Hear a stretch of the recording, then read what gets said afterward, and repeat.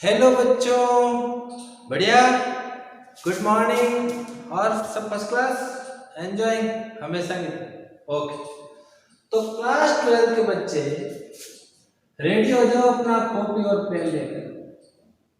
Notes साथ के साथ बनाने हैं आपको, और आपको ये समझना है कि आज हम बहुत ही इंपॉर्टेंट टॉपिक की तरफ जा रहे हैं। सेकंड चैप्टर का very very very important topic ले रहे हैं, और वो है पोटेंशियल एनर्जी। पोटेंशियल एनर्जी बहुत ही इंपॉर्टेंट है, न्यूमेरिकल के हिसाब से भी और थ्योरी के हिसाब से। पोटेंशियल एनर्जी इन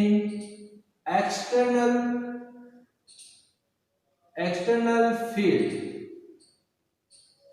कोई एक्सटर्नल फील्ड है, उसमें पोटेंशियल एनर्जी क्या होगा, आराम से समझेंगे, कोई जल्दबाजी नहीं है, आराम से समझना अपने को। पहला है potential energy of single charge, single point charge. Charge का मतलब पॉइंट चार्ज, तो मैं सिंगल चार्ज ही लिख देता हूं, है ना, सिंगल चार्ज। अच्छा, तो सिंगल चार्ज का जो है, इसके अंदर अगर कोई रखा है, यानी इलेक्ट्रिक फील्ड यूनिफॉर्म है। इलेक्ट्रिक फील्ड का मतलब हम जहां पर भी ले रहे हैं अभी यूनिफॉर्म इलेक्ट्रिक फील्ड ले रहे हैं, सब जगह क्या ले रहे हैं, यूनिफॉर्म इलेक्ट्रिक फील्ड। ये लीजिए, ये है आपका इलेक्ट्रिक फील्ड, और इसके अंदर यहां पर कोई पॉइंट चार्ज रखा हुआ है जिसका मैग्नीट्यूड +q है, तो इसका पोटेंशियल एनर्जी क्या होगी, ये हम रीड करने वाले हैं।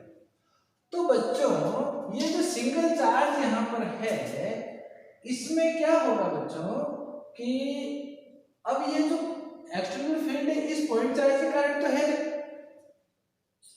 Field is due to another any external source, so this external electric field is not due to this point charge. so अब हम क्या करें कि इसके ऊपर कितना वर्क डन हो रहा है, अगर हम इसको एक जगह से यहां से मूव करें तो कितना वर्क डन होगा, ये हमारे लिए इश्यू है, और वो हमें कैलकुलेट करना है, और उतना ही वर्क डन पोटेंशियल एनर्जी के रूप में यहाँ पर अक्यूमुलेटेड हो जाएगा।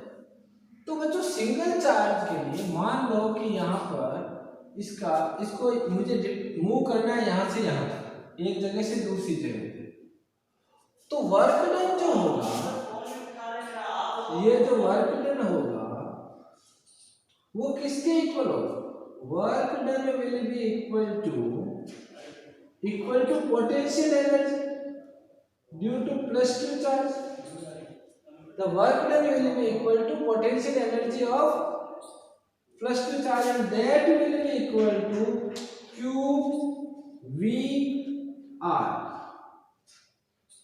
What is R? What is R? R क्या है? R is position vector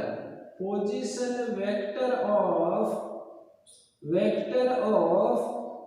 +q charge। इस चार्ज का पोजीशन वेक्टर है, समझ में आया, इस चार्ज का पोजीशन वेक्टर है, और इसके कारण जो V यहाँ पर पोटेंशियल है, VR क्या हो गया, बच्चों, पोटेंशियल एट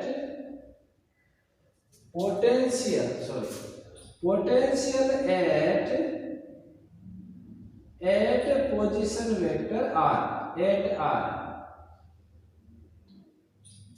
ये पोटेंशियल किसकी वजह से होगा, एक्सटर्नल फील्ड की वजह से होगा। ये पोटेंशियल किसकी वजह से होगा, इस एक्सटर्नल फील्ड की वजह से होगा, और ये +q हो गया इसका चार्ज। तो टोटल जो वर्क डन होगा वो बच्चों किसके इक्वल होगा, QV, और V क्या है, potential due to external electric field.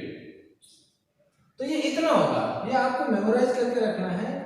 मैं फिर से लिख देता हूं, potential energy will be equal to QV। What is Q? Q is that charge where we we are trying to determine the potential energy, and what is V? The potential due to external electric field. So QV will be equal to the potential energy of a single charge. ये आपको memorise करना है। अब इसका use कहाँ होता है? जब इलेक्ट्रॉन को अपन एक्सीलरेट करते हैं किसी इलेक्ट्रिक फील्ड में, तो इलेक्ट्रॉन का आप चार्ज जानते हो कितना होता है? 1.6 into 10 to power -19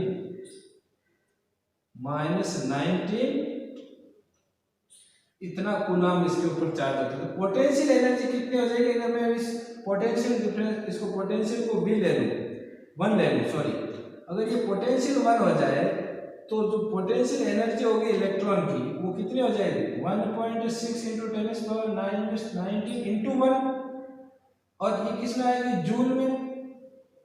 बच्चों ये जो एनर्जी है इसको 1 इलेक्ट्रॉन वोल्ट के इक्वल माना जाता है।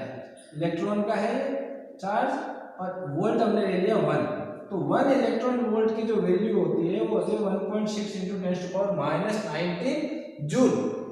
अब इसके अंदर फिर बाद में आप जानते हो क्लास 11 में आपने पढ़ा है, अगर मुझे इसको किलो इलेक्ट्रॉन वोल्ट बनाना है, ज्यादा टाइम मैं इसको दूंगा नहीं, अगर किलो इलेक्ट्रॉन वोल्ट बनाना है तो मैं किससे मल्टीप्लाई करूंगा? किलो का मतलब 10 to power 3, तो 10 to power 3 into 1.6 into 10 to power -19 joule, and it will be equal to 1.6 into 10 to power, ये क्या मिलकर हो जाएगा? -16 जूल। तो ये इक्वल होता है 1 किलो इलेक्ट्रॉन वोल्ट के। इसी तरह मेगा लेंगे तो 10 to power 6 से करेंगे, गीगा लेंगे तो 10 to power 9 से करेंगे, और टेरी लेंगे तो 10 to power 12 से करेंगे। तो ये अपन सिंपल कैलकुलेशंस है, ये आप लोग भी कर सकते हैं। तो सिंगल चार्ज का हो गया। अब मैं लेता हूं ड्यूअल चार्ज। थोड़ा सा स्पीड अप हो रहा है, स्पीड अप इसलिए हो रहा है कि आप लोगों को फ्लो आ गया होगा और ज्यादा बातों में कुछ रखा भी नहीं है। बात करने से बढ़िया तो है कि सब्सक्राइब कर लो, ज्यादा चलो ठीक, ओके। अब मैं ले रहा हूं 2 चार्ज के सिस्टम की, ये भी खून पीना। अच्छा, potential energy of system of 2 charges, system of 2 charges. अच्छा बच्चों, सिस्टम ऑफ 2 चार्जेस में क्या होगा कि पहला जब चार्ज यहां पर आएगा, एस्टेब्लिश करेंगे अपन, सिस्टम को बनाएंगे। आपको सबसे बेहतरीन तरीका बताया मैंने कि जब भी हम किसी सिस्टम को बनाते हैं जितना वर्क डन होगा वो इक्वल होगा उसकी पोटेंशियल एनर्जी के। तो सिस्टम बनाएंगे, ये लो जी, ये आपका एक्सटर्नल इलेक्ट्रिक फील्ड यहाँ पर लगा हुआ है, इसकी डायरेक्शन ये है। यहाँ पर मैंने प्लस Q चार्ज रखा, Q1 रखा फर्स्ट चार्ज, तो कितनी होगी इसकी पोटेंशियल एनर्जी? अरे पोटेंशियल एनर्जी कितनी होगी? QVR, अच्छा R1 मान लेते हैं, 2 चार्ज हो गए ना, जिसको R1 नाम दे देते। अब दूसरा चार्ज आएगा Q2, इसके अंदर यहां पर आया, तो इसकी पोटेंशियल एनर्जी क्या होगी भाई? Q2 की पहले तो ये होगी कि इसके अंदर जो इलेक्ट्रिक फील्ड है इसके अगेंस्ट ही आया है, तो इसकी हो जाएगी इसकी Q1 थी ना, इसकी Q2VR2 इलेक्ट्रिक फील्ड के कारण, प्लस अब Q1 पहले से बैठा है, इसके पास में जब ये आएगा तो यहाँ पर भी वर्क डन होगा। अभी हमने पिछला चैप्टर किया था, पिछला वीडियो आप ढंग से देखो, अगर आपको समझ में नहीं आ रहा तो इसका क्या हो जाएगा? 1/4πε0 Q1 Q2 अपॉन R, इनके बीच की दूरी, बीच की डिस्टेंस, पोजीशन वैल्यू ले लेंगे R12, तो ये हो गया टोटल Q2 की। तो total potential energy of the system Q1 Q2 की टोटल पोटेंशियल एनर्जी क्या होगी? V, इनको ऐड कर दें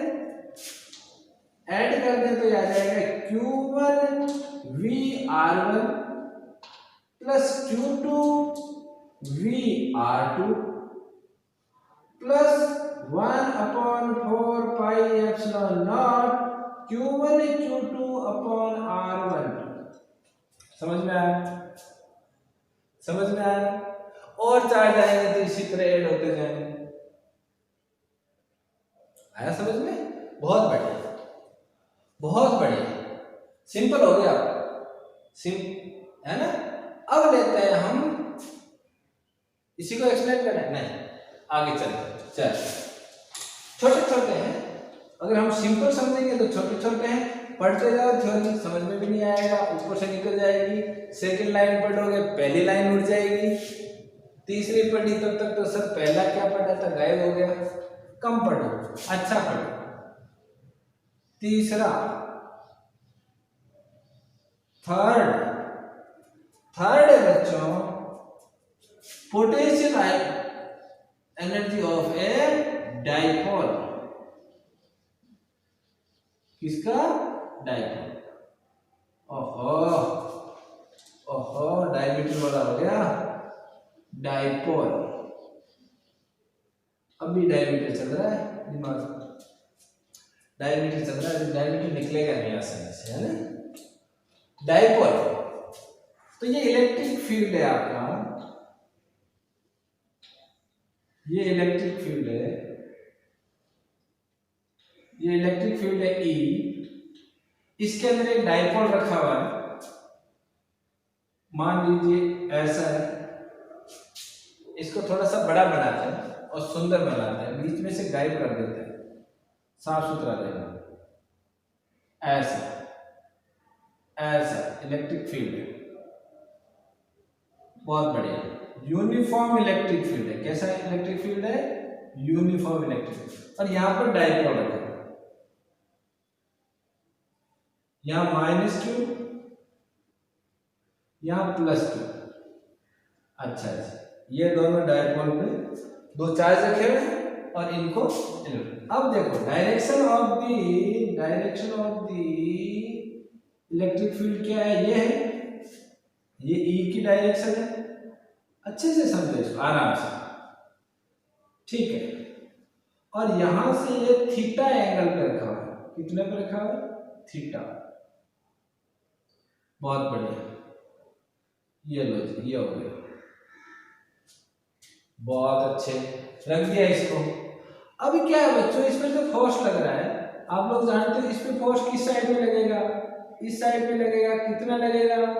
QE प्लस QE, और उसकी डायरेक्शन ये होगी। इस पर किस डायरेक्शन में लगेगा? उल्टी डायरेक्शन में लगेगा, इलेक्ट्रिक फील्ड के इस साइड में लगेगा, इधर भी लगेगा QE। कहने का मतलब ये है कि ये जो ऐसा बना हुआ है, इसके ऊपर ये इसको इधर खींच रहा है, इधर खींच रहा है, तो क्या ये इसको ले जाएगा? क्या ये इस पूरे डाइपोल को इलेक्ट्रिक फील्ड में फोर्स लग के चला जाएगा? ये कहीं से, यहां से क्या इसका लीनियर डिस्प्लेसमेंट होगा? पता नहीं। तो बच्चों होगा कि नहीं होगा? अरे भाई, ये जो ऐसा है, इसके ऊपर यहां से फोर्स +QE इधर लग रहा है और -QE इधर लग रहा है, दोनों इक्वल एंड अपोजिट फोर्स लग रहे हैं, तो क्या होगा? नहीं होगा। ये -QE इधर लग रहा है, इसकी डायरेक्शन ये है, इसकी ये है, इक्वल फोर्स लग रहा है और दोनों अपोजिट डायरेक्शन में लग रहा है, तो net force will be equal to 0। Net force will be equal to 0,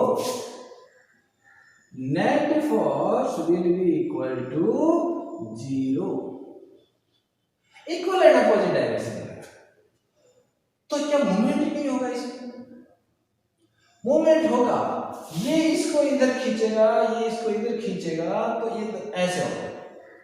कहने का मतलब है कि इसमें लीनियर डिस्प्लेसमेंट नहीं होगा, इसमें रोटेशनल डिस्प्लेसमेंट होगा, that will B theta, angular displacement. अभी ये थीटा एंगल पर है और ये इसको इस साइड में खींचेगा। अब इसकी फील्ड समझो, जब फील्ड समझ में आ गया तो उसके बाद कैलकुलेशन आसान हो जाएगी। मैं थ्योरी अभी करवा दूंगा, डेरिवेशन 1 मिनट, ऐसा नहीं। इसको अगर मैं इसके ऊपर कोई एक्सटर्नल फोर्स लगाकर यूं घुमा दूं, ये ऐसे एक्सटर्नल फोर्स लगाकर यूं घुमा दूं, क्या होगा, ये वापस आएगा। इसका मतलब इसमें पोटेंशियल एनर्जी मुझे स्टोर करने के लिए इसको इस साइड में थोड़ा सा एक्सटर्नल फोर्स से घुमाना पड़ेगा। अब फिर इलेक्ट्रिक फोर्स इसको लाएगा, external force will be opposite in the electric force. अच्छा, यानी work done by electric force कौन सा, इलेक्ट्रोस्टैटिक वाला, will be opposite to work done by external force.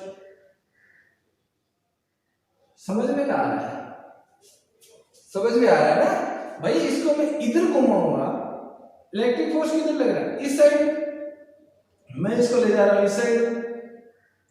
ये ऐसे अगर मैं इसको इधर फोर्स लगेगा तो ये क्या होगा, शक ऐसे होगा ना, ऐसे ही तो होगा बच्चों। ये है ना, इसको ऐसे इधर फोर्स लगेगा तो ऐसे हो जाएगा, ये इधर लग रहा है ना, दोनों में। अब मैं इसको किधर ले जा रहा हूं, एक्सटर्नल फोर्स लगा के इस साइड में, तो उल्टी साइड में ले जा रहा हूं, तो both will be in the opposite direction, both.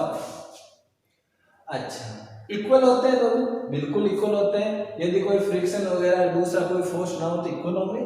और हम अज्यूम करते हैं जब भी कैलकुलेशन करते हैं कि यहाँ पर कोई अनदर फोर्स यहाँ पर एग्जिस्ट नहीं करता है, केवल और केवल इलेक्ट्रिक फोर्स ही लग रहा है। अच्छा जी, अब हम निकालें वर्क डन।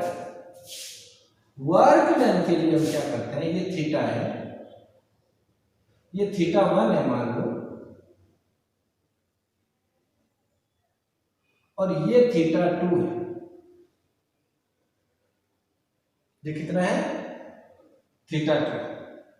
अच्छा, तो क्या होगा बच्चों, जैसे ही अपन इसको यहां से ले जाएंगे वापस लगेगा इधर, और यहां पर हम यूज क्या करेंगे, इलेक्ट्रिक फोर्स काम में लेंगे, तो अपन इसकी डायरेक्शन ये होगी, तो थीटा 2 से थीटा 1 की दिशा में ये भागने की कोशिश करें।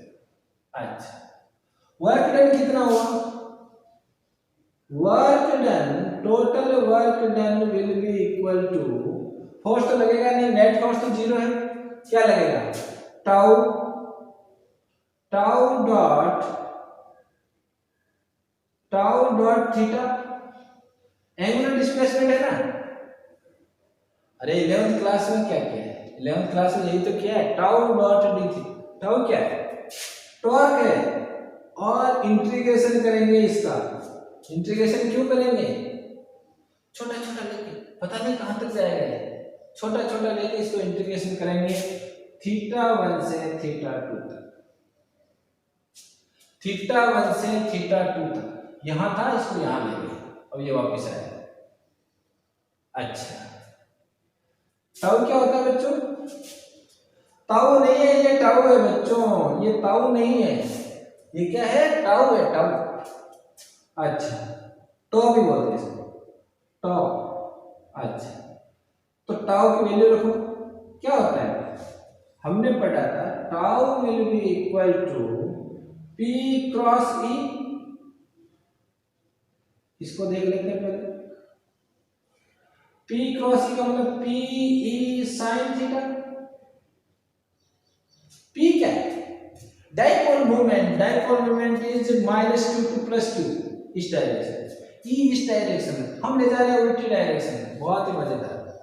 रखो सब, रख दे इसमें, work done will be equal to integration over theta 1 to theta 2, tau की जगह रखा मैंने P E sin theta d theta, और पी ई आपका कांस्टेंट है, integration over theta 1 to theta 2, that is sin theta d theta. sin theta का याद है, याद नहीं है तो क्योंकि 11th में बहुत मस्ती की थी तो कहां से याद होगा, अब याद कर लो, क्या होगा, माइनस cos थीटा, तो that will be equal to PE, PE आगे क्या लिखे, minus cos theta, theta 2 theta 1, रख दो इसमें, तो ये आ जाएगा बच्चों पीई माइनस, ऑफ माइनस को बाहर ले लेते हैं, सबसे पहले लिखेंगे cos of theta 2 minus cos of theta 1, और ये आ गया बच्चों माइनस पीई। ठीक है, यहीं पे एंड हो गया। आगे हम क्यों सॉल्व करें, आगे बाद में देखेंगे special case. Minus P cos theta two minus cos of theta. तो बच्चों ये हो गया आपका टोटल वर्क डन, या मैं यूं कहूं कि total potential energy of dipole. Dipole की टोटल पोटेंशियल एनर्जी कितनी होगी। ठीक है, अगर मैं इस थीटा टू को केस ले लेते, if I take theta 2 is equal to 90 degree or I can say pi by 2, then what will happen? इसमें रखो देखो, u of dipole will be equal to minus pe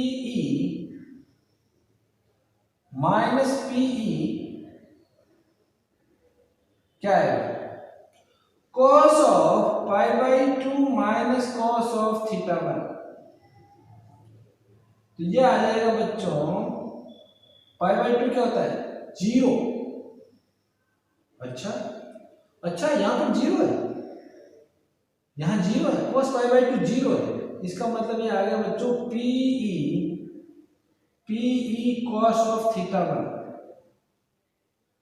और इस थीटा 1 को मैं लिख दूं अगर थीटा, तो ये आ गया बेटा ये pi by 2 and theta 1 is equal to theta, then the potential energy of dipole will be Pe cos theta।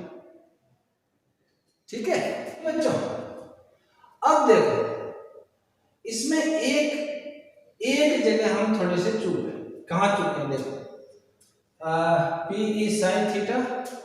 देखो बच्चों Pe sin theta d theta जो हमने लिया है, ये किस साइड में है, हम किस साइड में फोर्स लगा रहे हैं, उल्टी साइड। अभी हमने बात की थी माइनस ऑफ एक्सटर्नल, तो यहां पर जो वर्क डन में साइन आएगा वो यहीं से माइनस शुरू हो जाएगा।